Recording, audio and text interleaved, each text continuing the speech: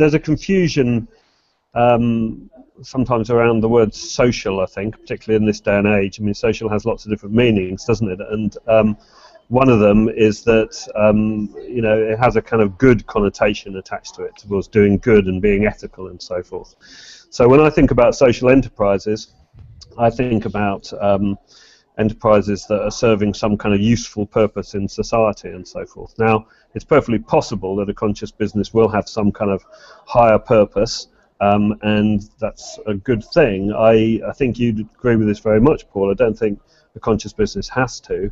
How does a business become aware from all the practical stuff in issue 2? What would you glean as some of the highlights for how a business takes its steps forward?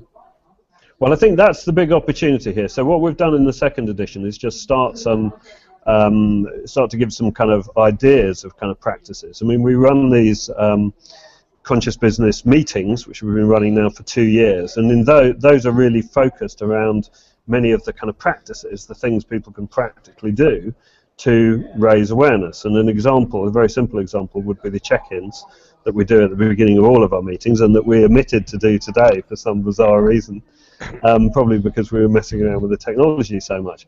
But essentially those practices, there's a couple mentioned in the second edition.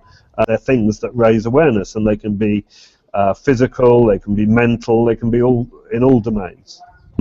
A conscious business is one, very simply again, is one that is aware and probably is aware of some of its purpose. And I guess I'm asking you, one of the two of you, just to leak out a few specifics then. So if someone's listening in now and watching, and they're a leader in a business, and they're asking themselves, are we a conscious business? And they walk into their boardroom tomorrow, what behaviours are you going to describe that would enable you to say, yeah, that's pretty much a conscious business? There needs to be profit, and that's a good thing, and to focus on the on its stakeholders. But it's not just about profit; it's about that sort of awareness of the wider environment in which you're part, and also to build and create a place for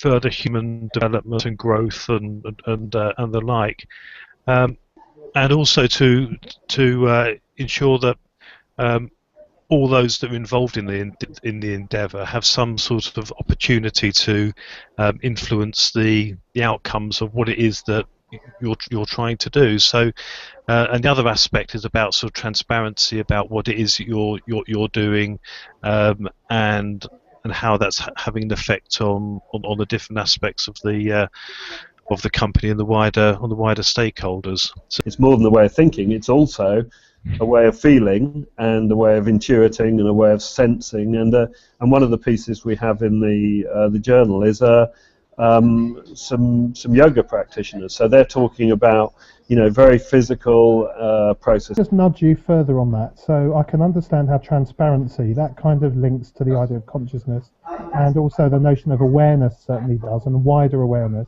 What about the opportunity to influence the outcome, everybody? I mean, that sounds like a kind of very democratic organisation, but why does that contribute to a conscious business? I think methods like sociocracy can be really, and holocracy and so forth, can be very useful in helping formulate those kind of democratic means of operating. Personally, I don't think it's exactly the same as saying that a sociocratic business is necessarily a conscious business.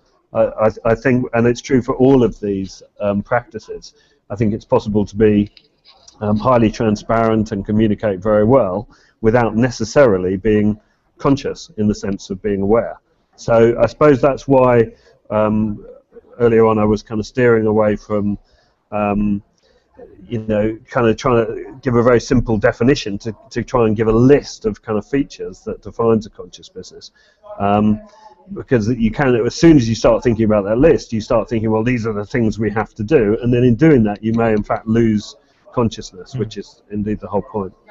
And is that the point that businesses are open systems in dynamic environments, and so if we stop influencing anywhere in the organisation, there's a danger that we fall into complacency and a kind of sleep state. So the actual activity of influencing kind of it creates an energizing person who's more aware and alert. Yeah. I think there could be a problem when talking about frameworks for conscious business or anything else, that it implies some form of, I don't know, some pious dry ground over which you're sort of looking at the swamp and the messiness of everyday life. And what we're wanting to do is to pay attention to the messiness of everyday life and how one could be conscious in that environment. Yeah, that's the thing that we want to sort of pay attention to, that's slightly different from how other people talk about conscious business.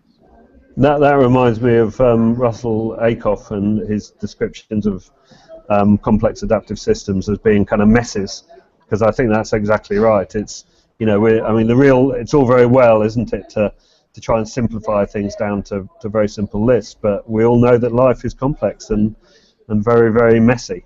And as Rob said, kind of being aware of that messiness and ourselves within it, to me, is that's really what conscious business is about. Yeah.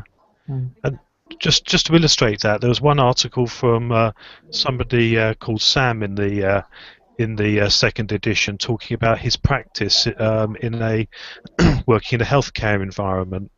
And one thing that's come over that's really striking is that whilst the different people can agree upon the purpose that they want to achieve in terms of caring for these vulnerable people, what transpires in the article, and how we've discussed this article in the editorial, is that from the different perspectives in that messiness, the very thing that you don't want can then manifest itself. And I think what Sam has done in a spirit of open vulnerability, if you like, is to point to that challenge and that difficulty in doing things that you believe is right. And Pete, and as a practitioner, conscious business, isn't this just another buzzword for consultants? That's a great question. I really hope not. I think it's much more than that. I suspect conscious business will evolve and grow, and hordes of consultants will get involved and make money out of it and all those kind of things. But I think it's more related to changes in society, such as the femininization of the workplace, the aging workplace, and the consciousness that kind of arises because of that, and probably increasing standard of living, and the fact that people are living longer and so forth. So it feels to me more like, I certainly don't think it's being driven by consultants. I think it's more like something that's happening in the complex adaptive system that is the world and our social systems, and some people are just responding to that. I mean, and ourselves, I mean, we're just a tiny part of that. There are many other organisations. On our wiki we have a list of probably 20 or 30 other organisations who, in this kind of interdisciplinary sense, are doing things that are highly aligned with what we're calling conscious business. Mm-hmm. And final question, as we wrap up now, to you, Pete. I'm a high street bank trying to get back into the black. I'm one of the government departments trying to deal with the floods, and I'm a small business just emerging from the skin of my teeth from recession. You know, what general advice might you give to them to take a step towards becoming a conscious business? Read the journal. Obviously, they've got to do a bit of reading and thinking. Yeah. I mean, just a couple of nuggets from it. I would say, well, I guess it's in there somewhere. It's buried. I think, the simple answer to that is probably to slow down and reflect a little bit. I think in our modern pace of life, it's quite hard. There are lots of things that work against awareness, including our own desire not to be aware. So I think it can be really helpful just to kind of slow down, to breathe, spend a bit of time, kind of relax, and maybe talk to other people about it as well, and validate that those kind of behaviours aren't actually crazy or wacky. They're just very sensible ways to approach life and business.